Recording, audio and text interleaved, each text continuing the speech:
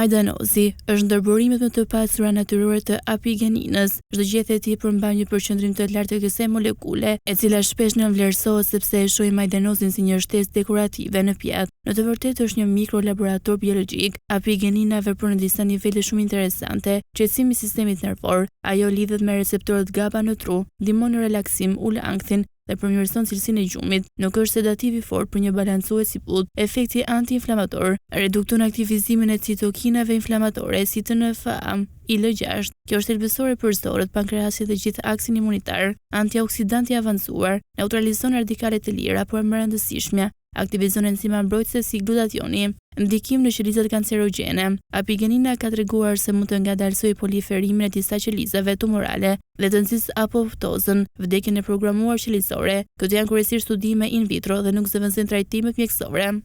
Të dashur miq, mirë mbrëma dhe një herë tjetër nga televizioni i INTV-s. Dhe një herë tjetër, në këtë mbrëmje jemi përballë jush për të diskutuar mbi një temë e cila do të jetë interesante. Më së shumti fokusohet tek një bimë e cila në tryezën tonë është e njohur dhe në gjitha familjet shqiptare. Ka efekte antibakteriale dhe përdoret më së shumti për mbështetjen ose për të kaluar infeksionet e traktit urinar. Për çfarë bëhet fjalë? Bëhet fjalë për majdanozin. Nuk është një eliksir magjik, nuk bën magji në trupin tonë, por ka efekte antibakteriale dhe ndihmon që ne të kemi një sistem genito-urinar më të shëndetshëm. Përkufizohet dhe ka një efekt diuretik. Diuretik çfarë do thotë? Largon ujërat ose bën të mundur që të përmirësohen disa filtra renal ose të përmirësohet edhe filtri renal. Madje redukton dhe grumbullimin e kristaleve në veshka. Duke qenë se është diuretik, rrit përqendrimin e nxjerrjes së urinës. Pra ne mund të urinojmë më shumë. Tjetër, majdanozi ka disa flavonoid shumë të rëndësishëm, apigenina, luteolinat, sikurse dhe ka emferoli. Më i rëndësishëm nga këto është apigenina. Apigenina, unë do t'ua tregoj edhe pak më parë, dhe këtu mbrapa meje, apigenina është një flavonoid shumë i rëndësishëm sepse mbron zemrën, mbron qarkullimin e gjakut, mbron trurin, ka efekte antibakteriale, madje stimulon dhe pastrimin e qelizës nga mbeturinat e ndryshme. Atëherë ja ku e kemi. Apigenina thuhet që është e rëndësishme sepse stimulon kinazat e aktivizuara nga adenozin monofosfati. Kinaza është mbrojtësja, apigenina është mbrojtëse e zemrës, mbrojtëse e mushkrive, pra është antiazmatike, është mbrojtëse gastrointestinale, është antiinflamatore, redukton disa citokina inflamatore, TNF-alfa, interleukinat, kemokinat, ose ato të cilat quhen mesazherët inflamator, IL-1, IL-2, IL-3, mbron nga ana tjetër edhe pjesën e sistemit genito-urinar, mbron veshkat më së shumti. Pra duhet që ne po përqendrohemi tek funksioni i veshkës. E tham pak më parë. Reduktonte grumbullimin e kristaleve në veshka, ka rol diuretik dhe apigenina mbron funksionin e veshkës. Por me kujdes, majdanozin ne nuk mund ta përdorim gjatë natës, sepse duke qenë se është diuretike, mund të stimuloj ose mund të ketë një ndjeshmëri më të lartë personi që të shkojë dhe të dali në tualet. Ku e gjejmë ne apigeninën? Apigenina kryesore më së shumti ndodhet tek majdanozi. Janë edhe ushqime të tjera të cilat janë të pasura me apigenin, të cilat do t'i shikojmë përsëri këtu. Apigenina ishte një flavonoid që apigenina ishte edhe një neuroprotektiv i trurit. Atëherë apigenina ndodhet edhe tek brokoli, ndodhet tek mjedrat, ndodhet tek boronica, ndodhet tek specat, ndodhet tek pjesa e asparagusit, ndodhet tek artiçoku, ndodhet tek hudhra, ndodhet tek qepa, ndodhet tek majdanozi, ndodhet tek karafili, ndodhet tek vajudhiri, pra ndodhet tek shumë ushqime. Më së shumti ndodhet edhe tek majdanozi që është kryesori që ka apigeninën. Sipas studimeve shkencore të cilat janë bërë, apigenina është edhe antispazmolitike. Pra majdanozi redukton dhe dhimbjet e barkut kur ne mund të kemi konsumuar shumë ushqim ose kur ne mund të kemi një fryrje barku. Çaji majdanozit njëherë nuk është vetëm për funksionin e veshkës, por është edhe për të lehtësuar dhimbjet e barkut nga një ushqim i rënd ose nga një iritim i zorës së trash. Tjetër, apigenina ndodhet edhe te disa fruta, ndodhet tek shega, ndodhet tek molla, ndodhet tek dardha, ndodhet tek kivi, që ja ku e kemi dhe përsëri këtu. Tani në këtë stim, patjetër që molla dhe pothuajse kivi janë frutat cilat janë më të shumë që përdoren. Molla njëherë është shumë e pasur dhe me kwarcetin, fisetin që e kemi thënë, ose metoksiapigenin, metoksiluteolin, metoksifisetin. Tjetër, apigenina ishte e vlefshme dhe në mbrojtjen e fshikësës urinare. Pra mbron fshikësën e urinës aty nga elementet e ndryshme dhe nga bakteret e ndryshme, kryesisht nga kolonizimi e Escherichia colit. Për trajtimin mbështetës të Escherichia colit është edhe majdanozi. Majdanozi krahas apigeninës që ka metoksiapigeninës, metoksiluteolinës, metoksifisetinës, iridoidve, ksantonëve, flavonolignanëve, astragalozideve, betulinikëve, përmban hekur, përmban kalium, përmban vitamin C, përmban edhe pak molibden, pra ndihmonte që ne të kemi dhe një përqindje më të ulur ose kolonizim më të ulur të një bakteri i cili është vërtet shumë i dëmshëm që quhet Escherichia coli. Edhe njerëzit që kanë infeksionet përsëritura të traktit urinar nga Escherichia coli, konsumimi i çajit të majdanozit me vitamin C ka vlera në uljen e kolonizimit të këtij bakteri. E tham edhe pak më parë që majdanozi përmbante edhe disa lëndë të tjera, përmbante kaenferolin, dhe kaenferoli kishte lëndë antivirale dhe antibakteriale, që nuk lejon kolonizimin e Escherichia colit në traktin urinar.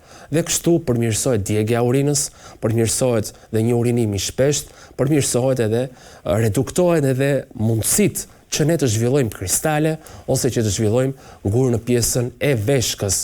Pra parandalus kryesor i kristaleve në veshka dhe i mbeturinave në traktin genito-urinar, nga veshka në ureter dhe drejt shikësës urinës. Tjetër, si mund të bëhet çaji majdanozit? Këtu duhet të kemi pak kujdes. Edhe shumë çajra të tjerë, këto nuk mund të bëhen të dyja bashk.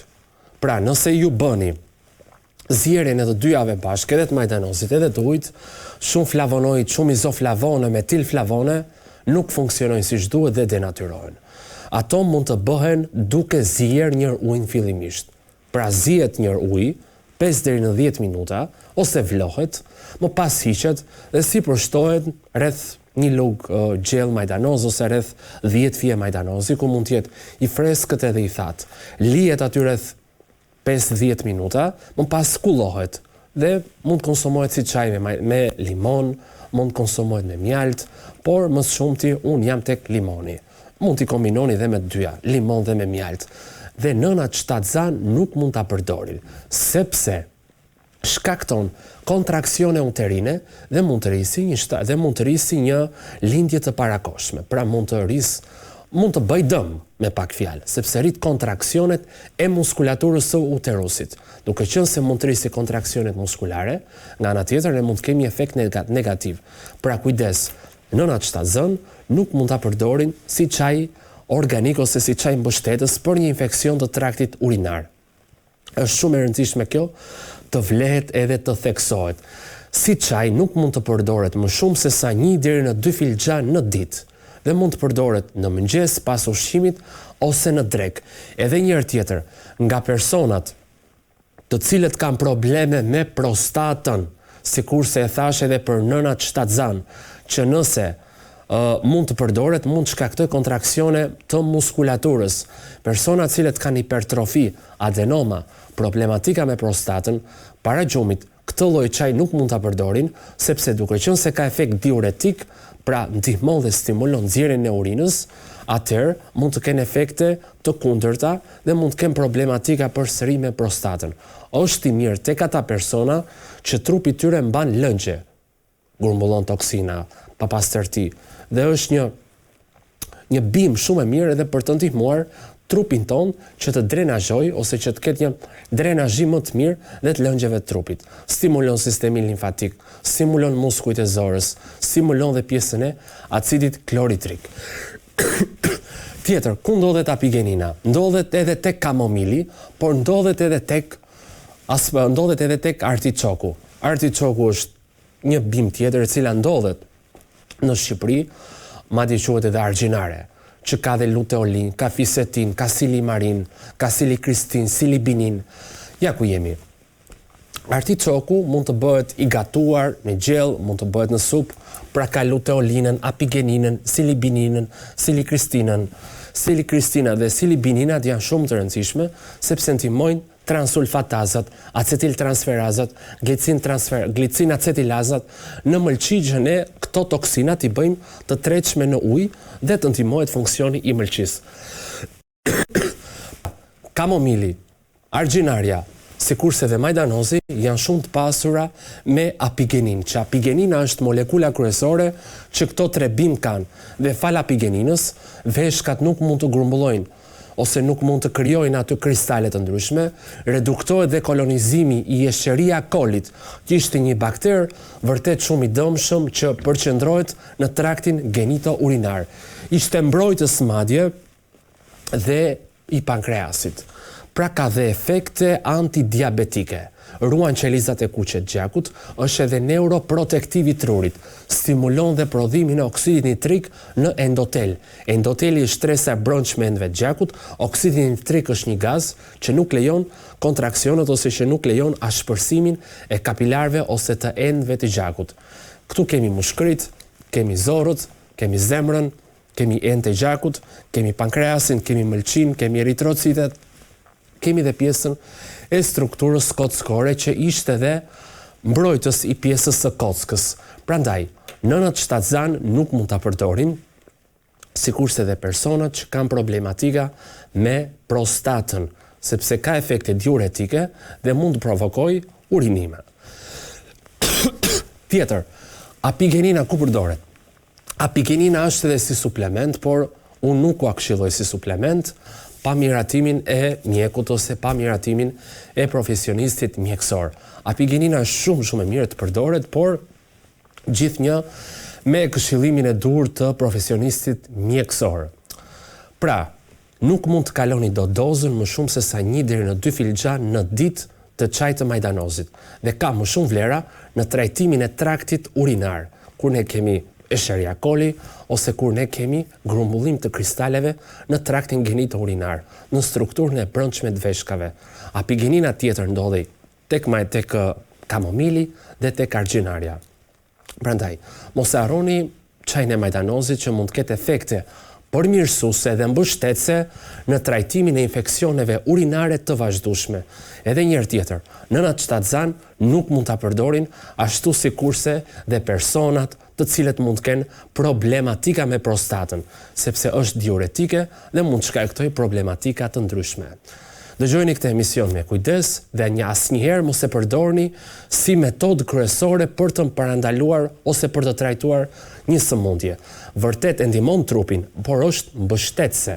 Pra është një metodë alternative, por nuk është trajtimi kryesor. Nga unë miq, Luciano Bardhi, ju uroj natën e këndshme dhe gjumë të ëmbël.